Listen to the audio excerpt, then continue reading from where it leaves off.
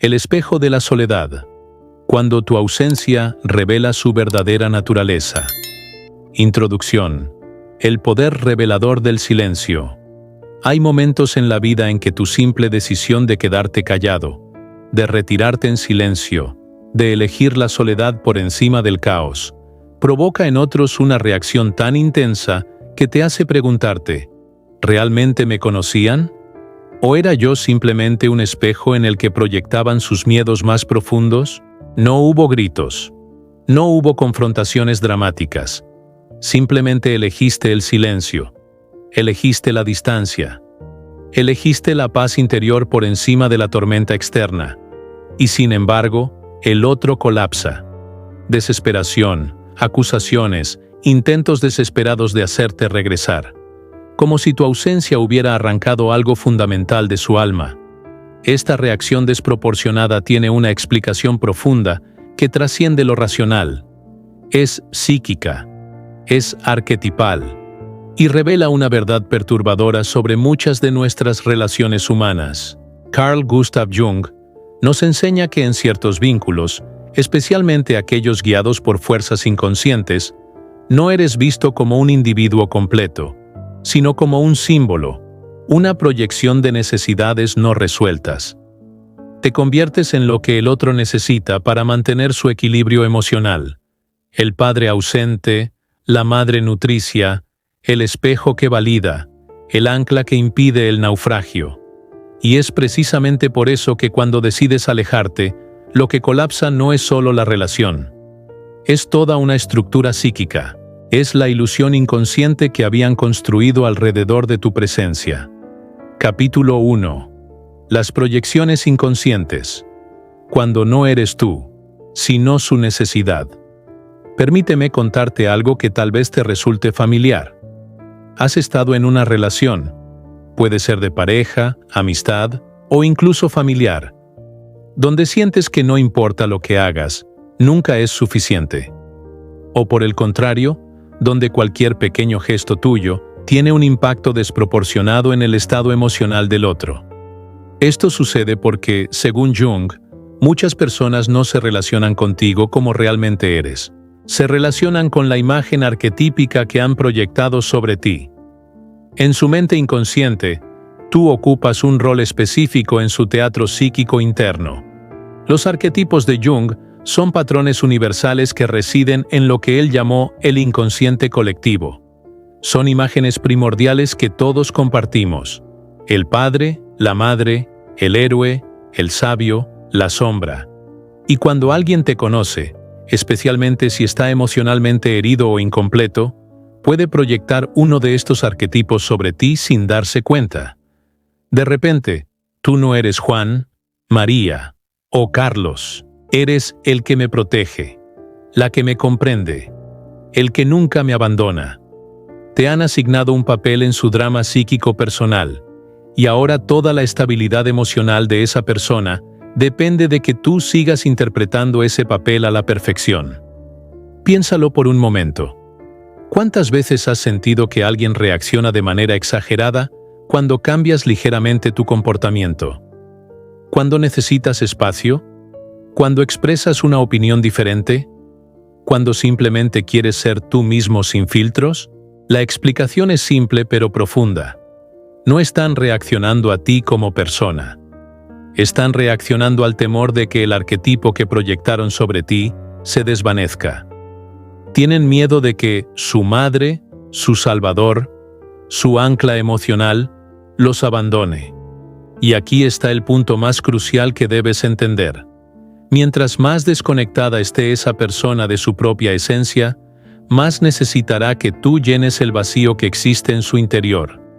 Te colocarán en un pedestal invisible, no para admirarte, sino para usarte como cimiento de su estructura emocional. Cada cimiento, cuando es removido, causa que la estructura se desplome. Esta dinámica se intensifica en personas que nunca han enfrentado lo que Jung llamó su sombra. Esa parte de nosotros mismos que preferimos no ver, que rechazamos, que proyectamos en otros.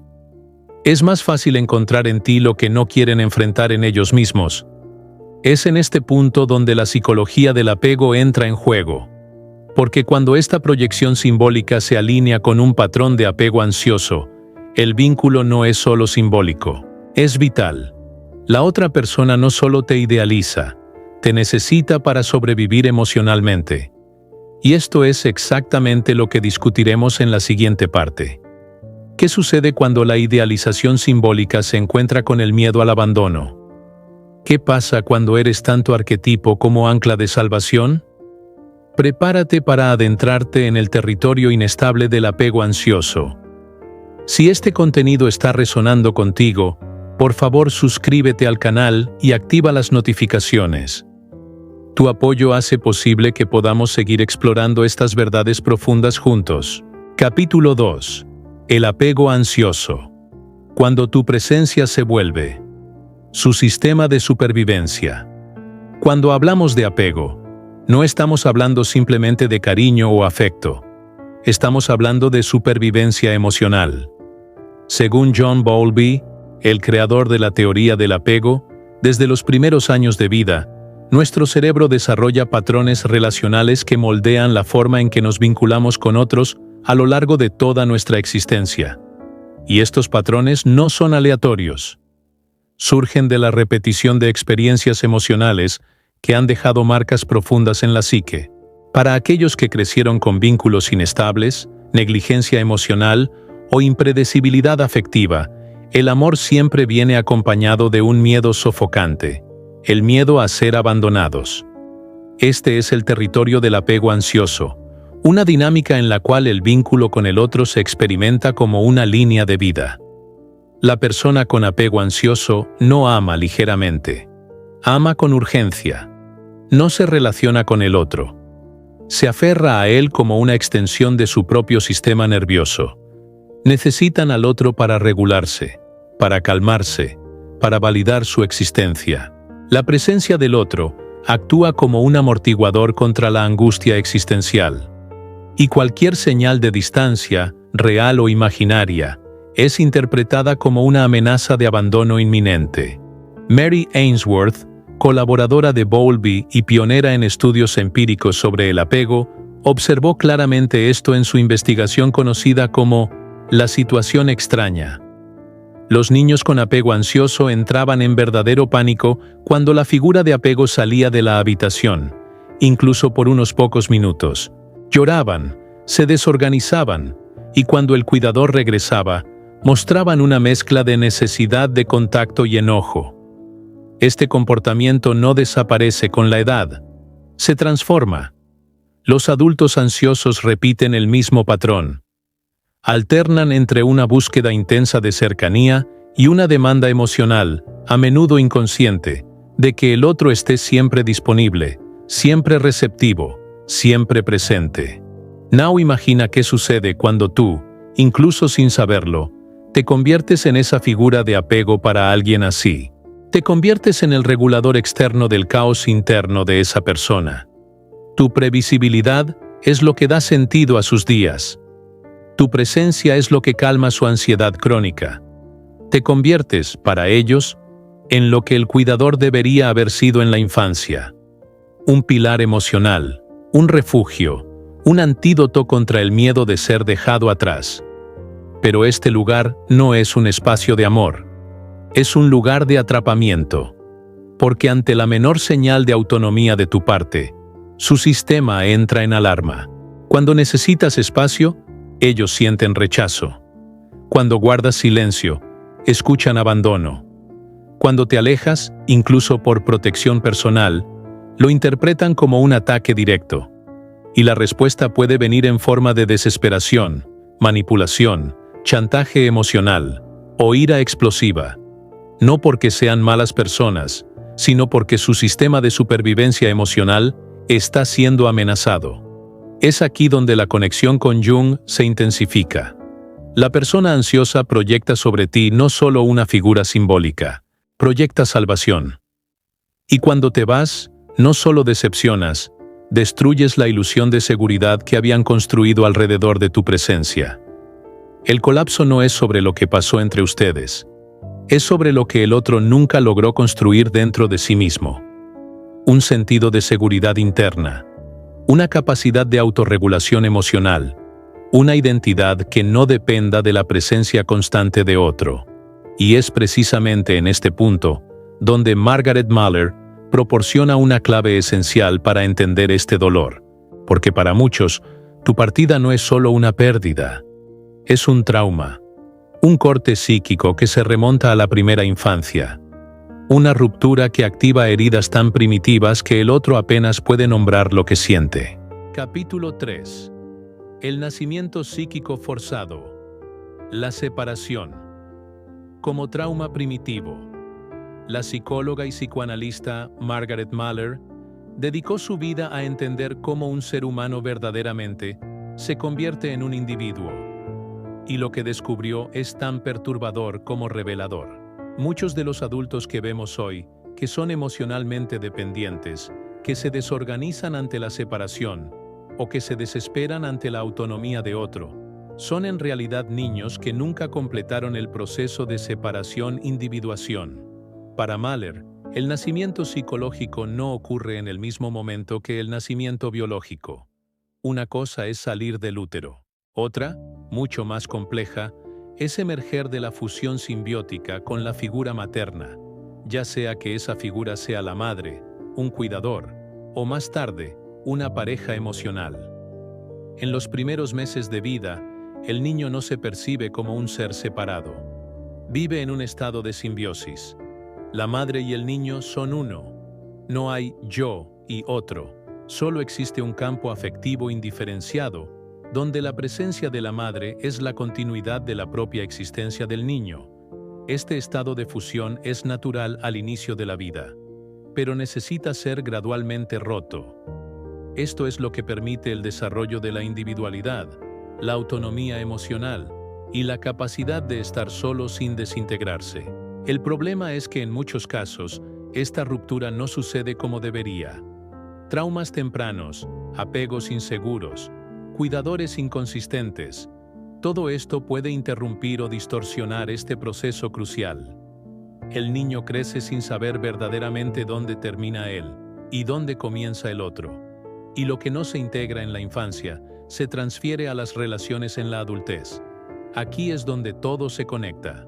Cuando te conviertes en el otro simbiótico para alguien que nunca se diferenció emocionalmente, tu presencia se convierte en parte del sentido de identidad de esa persona. Eres el suelo, el contorno, la extensión psíquica.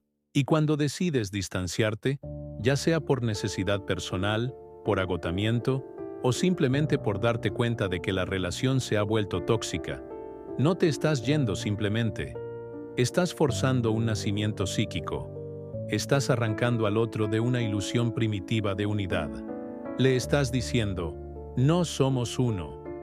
Y esto, para alguien que vive en una identidad simbiótica, es insoportable. Mahler llamó a esta experiencia nacimiento forzado. La persona entra en pánico no porque te ame en esencia, sino porque se siente psicológicamente desgarrada por tu ausencia. Es un grito de desesperación infantil que resuena dentro de un cuerpo adulto. Es el niño simbiótico diciendo, no me dejes solo, no sé quién soy sin ti. La intensidad del dolor proviene de la intensidad de la fusión. Mientras más fusionado estaba el otro contigo, más brutal será el impacto de tu ausencia. Pero hay algo más profundo aquí que debemos entender. Cuando finalmente te distancias y rompes este vínculo simbiótico, lo que también se rompe es la ilusión de control que el otro ejercía sobre ti.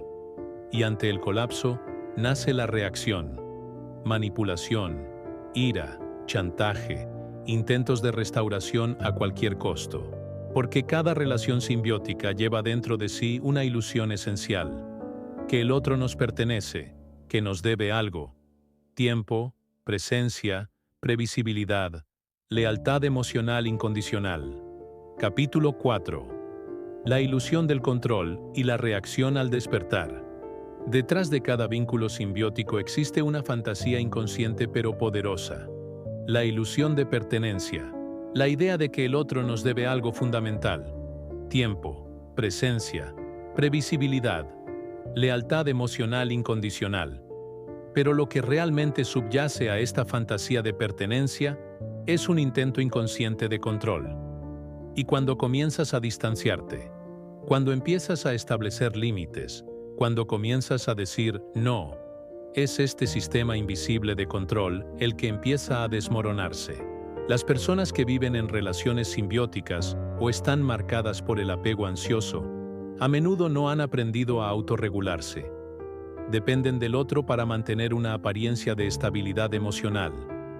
Y cuando ese otro decide desviarse del guión, romper la previsibilidad, buscar su individualidad, la psique de estas personas interpreta el gesto como traición, abandono, destrucción deliberada. Por eso la reacción a tu autonomía a menudo parece desproporcionada. Tu ausencia no es entendida como tu derecho, sino como un ataque personal. Como si al distanciarte, estuvieras causando dolor deliberadamente. Y aquí se manifiesta un patrón peligroso: la necesidad de restaurar el control a cualquier costo. Esto puede suceder directamente a través de demandas, acusaciones, chantaje emocional, o de manera más sutil con silencios manipulativos, victimización estratégica, inversiones morales donde tú eres acusado de egoísmo por simplemente querer preservarte. La ira que surge no es sobre ti, es sobre lo que representas, la ruptura de un pacto psíquico no hablado. La ruptura de la ilusión de que siempre estarías ahí, disponible, constante, predecible. Carl Jung nos advierte que donde reina el poder, el amor está ausente. Y en este tipo de relación, el poder toma el lugar de la libertad. El amor se convierte en una herramienta de control. El cuidado se transforma en manipulación. El vínculo deja de ser un encuentro entre dos seres completos y se transforma en una prisión emocional donde solo uno puede respirar a la vez. Este tipo de dinámica es, en esencia, una forma de colonización emocional. El otro no está verdaderamente interesado en quién eres, sino en lo que haces por ellos, en el lugar simbólico que ocupas. Y como toda colonia que decide liberarse, tu autonomía será tratada como una amenaza, no como evolución, porque mientras fuiste predecible, fuiste útil. Pero ahora que estás consciente, ahora que quieres irte, ahora que has elegido la libertad, te vuelves peligroso. Es en este momento que muchos retroceden. Sienten culpa, se dejan capturar por el dolor del otro. Renuncian a su propia independencia para evitar lastimar a alguien más. Pero es importante entender, el otro no está herido por ti, está herido por la pérdida de control.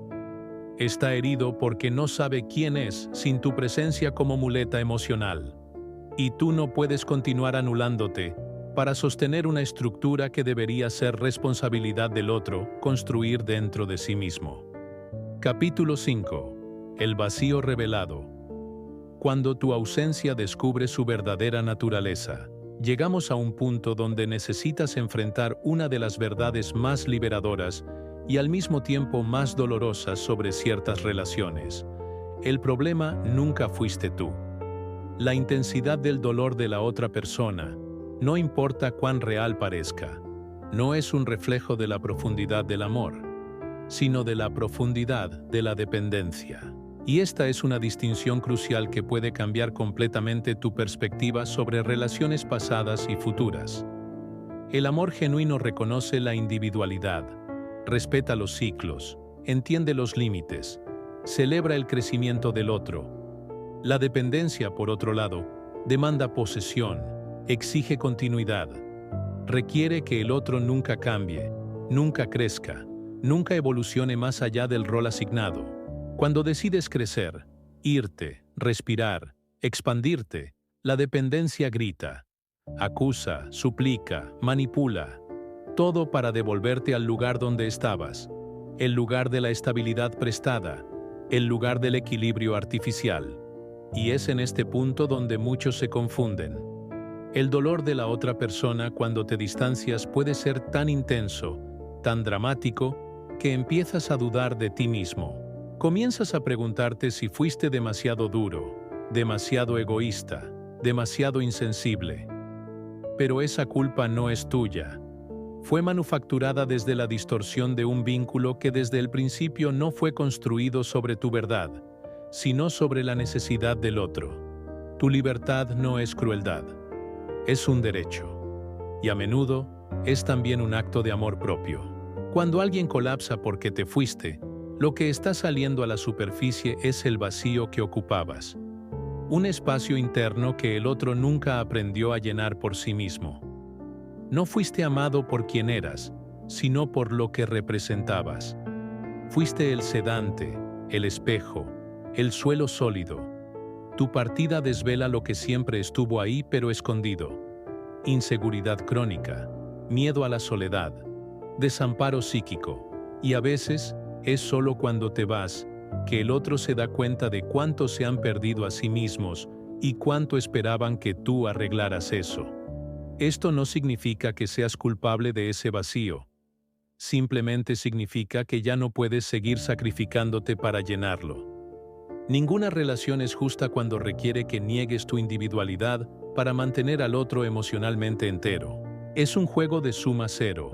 O tú te anulas, o el otro se reorganiza. Y reorganizarse duele. Pero es necesario. Tu ausencia puede ser el comienzo del verdadero proceso de maduración del otro, si tienen el valor de enfrentar ese espejo. Y es precisamente sobre este espejo de lo que hablaremos a continuación. Porque el colapso que el otro experimenta al perderte no es solo una crisis emocional, es una revelación. Una oportunidad dolorosa y cruda de mirar hacia adentro y finalmente verse a sí mismo sin proyecciones. Capítulo 6. El espejo de la individuación, el despertar forzado. En la próxima parte, discutiremos el proceso de individuación según Jung y por qué la libertad emocional no es un privilegio, sino un paso esencial para convertirse en quien verdaderamente eres. Ser libre tiene un precio, y no es pequeño, porque cuando decides volverte completo, cuando eliges retirarte de relaciones que te atrapan en roles simbólicos, cuando comienzas a decir, no soy lo que necesitas que sea, despiertas en el otro no solo frustración, sino furia, desesperación y, sobre todo, proyección de culpa. Te conviertes en el acusado de abandono, frialdad, insensibilidad. Pero todo esto es el intento del otro de mantener viva una ilusión, que tú eras responsable de la estabilidad que nunca construyeron dentro de sí mismos. La decisión de romper con vínculos simbióticos es uno de los actos más valientes que alguien puede cometer, porque requiere no solo fuerza para irse, sino resistencia para no regresar. Resistencia a la culpa, resistencia a la manipulación, resistencia al llamado emocional de alguien que, consciente o inconscientemente, hará todo para restaurar la simbiosis que rompiste. Y es aquí donde la mayoría se rinde. Retroceden. Negocian su autonomía por una paz superficial. Pero la verdad es que esa paz no dura, porque no está basada en respeto mutuo, sino en control emocional. Carl Jung dijo que el objetivo de la vida no es ser bueno ni ser aceptado, sino convertirse en quien eres. Y este proceso, que él llamó individuación, requiere rupturas, requiere confrontar la sombra, requiere salir del papel que otros proyectan sobre ti. Y no hay manera de atravesar este camino sin causar incomodidad en aquellos que estaban acostumbrados a controlarte, definirte, usarte como soporte. Tu autonomía es, para muchos, un recordatorio cruel de que ellos aún no tienen la suya. Pero esa no es tu responsabilidad. No viniste al mundo para funcionar como cimiento emocional de nadie. No naciste para ser el suelo para personas que se niegan a aprender a caminar por sí mismas. Tu misión es diferente. Descubrir quién eres debajo de todas las máscaras, roles y expectativas. Es vivir la verdad de tu alma, aunque desagrade, aunque rompa vínculos. Porque los lazos que no sobreviven a tu verdad nunca fueron amor. Fueron un contrato. Y los contratos pueden y deben romperse cuando cuestan tu integridad. Capítulo 7. La sombra colectiva. Cuando tu libertad amenaza.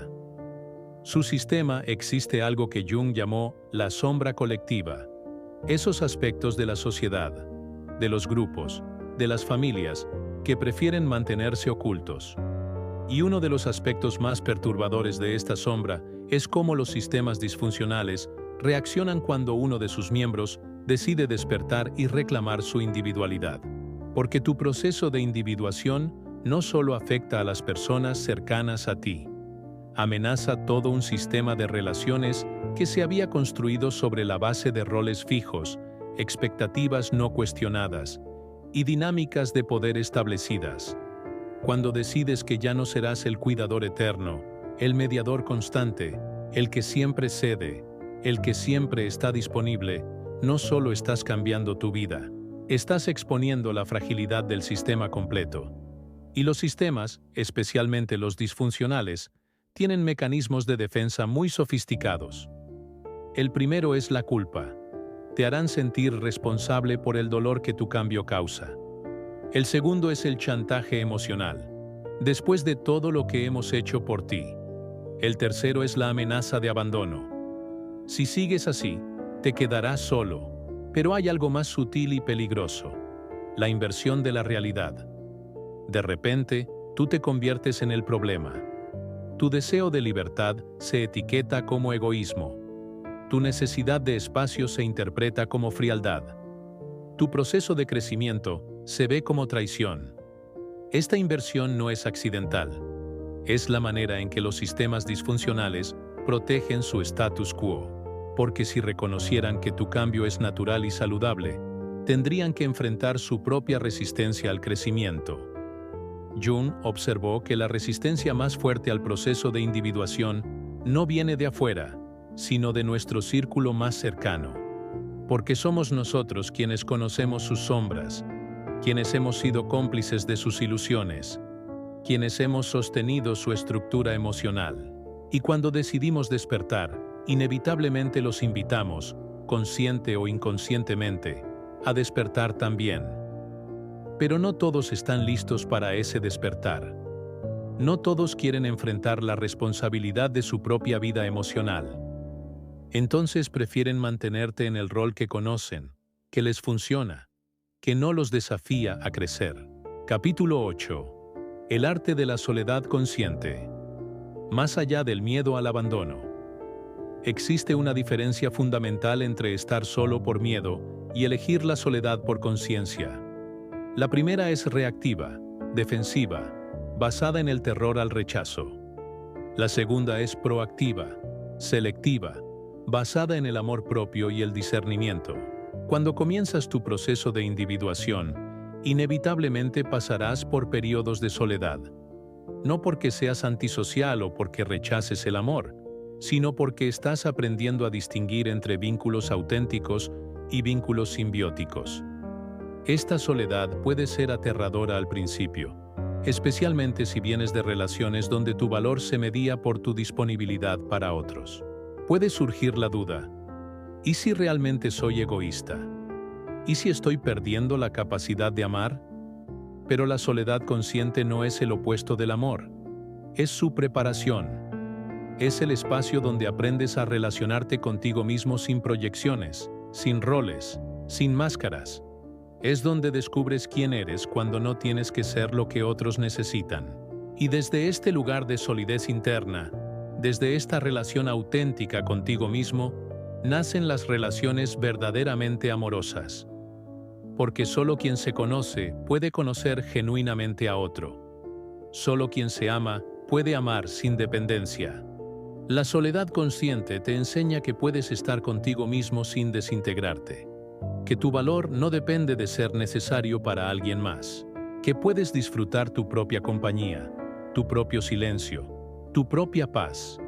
Y cuando eso sucede, algo mágico ocurre. Las personas que se acercan a ti ya no buscan llenarte de sus carencias, sino compartir contigo desde su plenitud. Los vínculos que formas desde este lugar son colaborativos, no parasitarios. Capítulo 9. Las señales del despertar. ¿Cómo reconocer tu transformación? El proceso de individuación no sucede en línea recta. Es cíclico, con momentos de claridad intensa seguidos de periodos de confusión. pero hay señales que indican que estás en el camino correcto. Primera señal. Empiezas a sentir incomodidad física cuando estás en situaciones que antes tolerabas. Tu cuerpo se convierte en un barómetro de autenticidad. Cuando estás en un lugar, con personas, o en conversaciones que no resuenan con tu verdad, lo sientes visceralmente. Segunda señal. Las relaciones superficiales comienzan a agotarte. Conversaciones que antes podías mantener por cortesía, ahora te drenan energéticamente. No es que te hayas vuelto antisocial, es que tu tolerancia para la inautenticidad ha disminuido. Tercera señal. Empiezas a cuestionar creencias y valores que habías adoptado automáticamente. Te preguntas, ¿esto realmente lo creo yo?